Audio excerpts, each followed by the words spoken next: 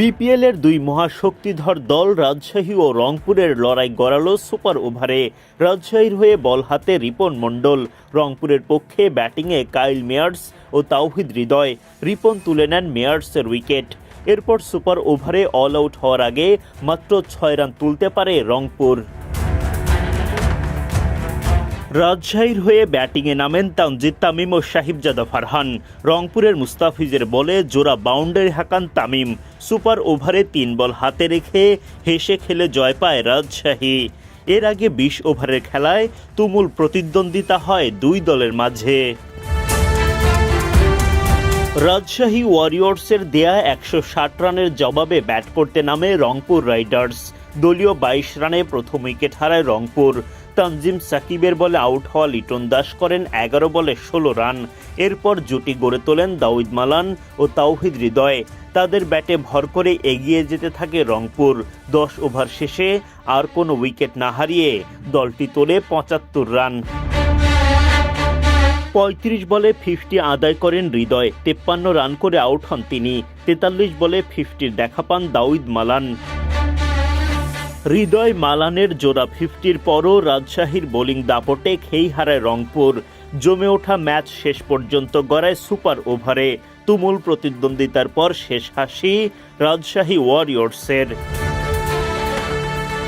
বৃহস্পতিবার বিপিএলে দিনের দ্বিতীয় ম্যাচে মুখোমুখি হয় টুর্নামেন্টের দুই শক্তিশালী দল রংপুর রাইডার্স ও রাজশাহী ওয়ারিয়র্স। টস জিতে আগে বোলিংয়ের সিদ্ধান্ত নেন রংপুর অধিনায়ক নুরুল হাসান সোহান। রাজশাহীর হয়ে ইনিংস শুরু করতে নামেন তানজিদ তামিম ও সাহিবজাদা ফারহান। ইনিংসের দ্বিতীয় ওভারে আলিস আল ইসলাম শিকার করেন রাজশাহীর প্রথম উইকেট।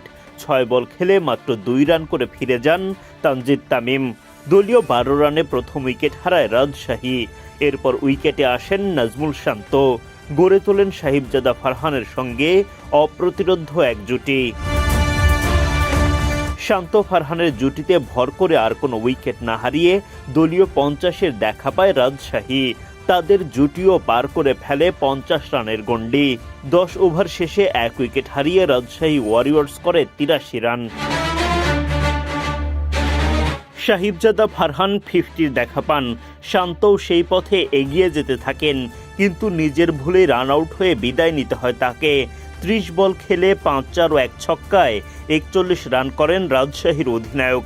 ভেঙে যায় শান্ত ফারহানের 93 রানের জুটি।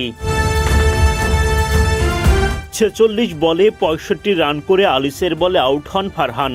ফাহিম আশরাফের বলে আউট হওয়ার আগে মুশফিকুর রহিম করেন 9 রান।